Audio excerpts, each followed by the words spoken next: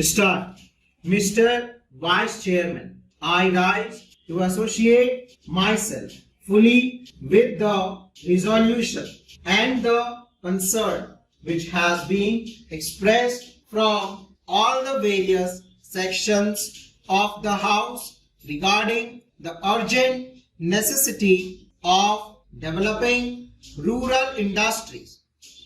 As time passes by, we are reaching a situation in our rural areas where something desperate needs to be done immediately if we want to press the social stability of our country and also to see that full use is made of the time and talent of the people in the rural areas which go waste today, as has been pointed out in the resolution.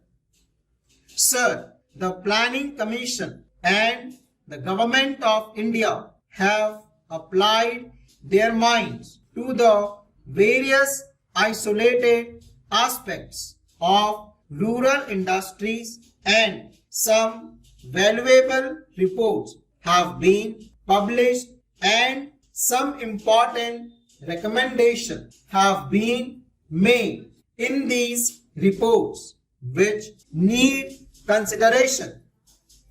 But unfortunately, there is no high-level decision regarding the various issues which face the country as far as the problem of rural industrialization is concerned.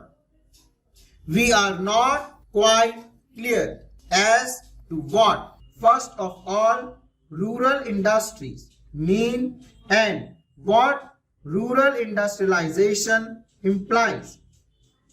Does rural industrialization mean the utilization of local resources in order to meet the local needs? Or does rural industrialization imply the creating of surplus in the rural areas which could be exchanged with the surplus in other centers of the country and thereby create a richer life for the rural areas? Various opinions have been expressed with regard to this problem, but there is no authoritative determination of the policy regarding the meaning of rural industrialization. It has been suggested that if such import of capital and skill from urban centers were to mean merely the multiplication of industrial centers in the rural areas, such an industrialization of the rural areas would nullify the advantages that are likely to accrue as a result of the rural industrialization. The time has come when some decision has to be taken as to what we really mean by this rural industrialization. There is also difference of opinion regarding the authority that should undertake the responsibility for this rural industrialization.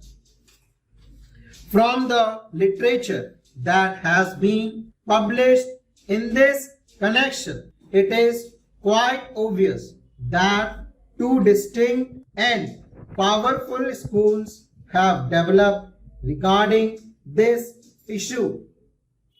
On the one hand, there are people who believe that the task of rural industrialization should be entrusted to the village panchayats, since they represent the village people and they have the resources and the powers to raise the necessary resources from the rural areas. The panchayat, it is felt, are the competent authorities to deal with the problem of rural industrialization. Equally strongly, it has been argued by others that cooperatives are the right answer to the question as to which should be the authority that should deal with rural industrialization. I may also mention that there is a third school which believes that the import of private capital and private skill into the work of rural industrial development is the real answer to the problem which we face in the matter of rural industrialization. Here again, some authoritative determination of the policy has become necessary, because in the absence of such a policy, ad hoc decisions are taken which sometimes cancel each other, and therefore the rapid progress which we hope and wish for in rural industrialization becomes impossible.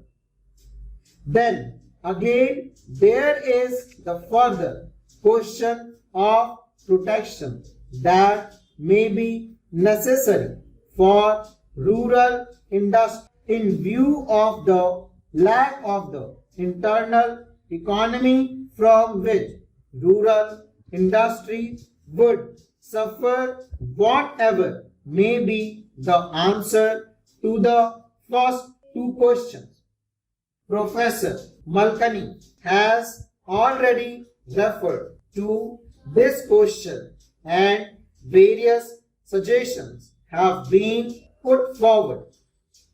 But all these suggestions require some detailed consideration, as there are a large number of difficulties in implementing any one of these suggestions. Demarcation of markets and the imposition of taxes in order to see that goods from the urban center do not reach the rural centers in unfairly competitive conditions are some of the suggestions that have been made. One great advantage of the vast country is the large number of markets that are available for the goods that are produced in the country.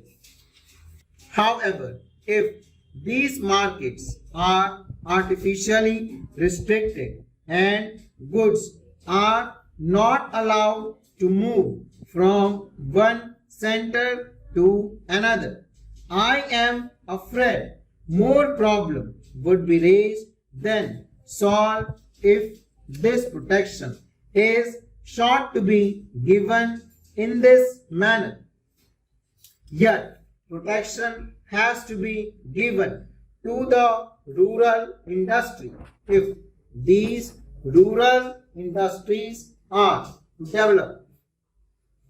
Therefore, serious and competent thinking is necessary in this connection, and again, time is running fast.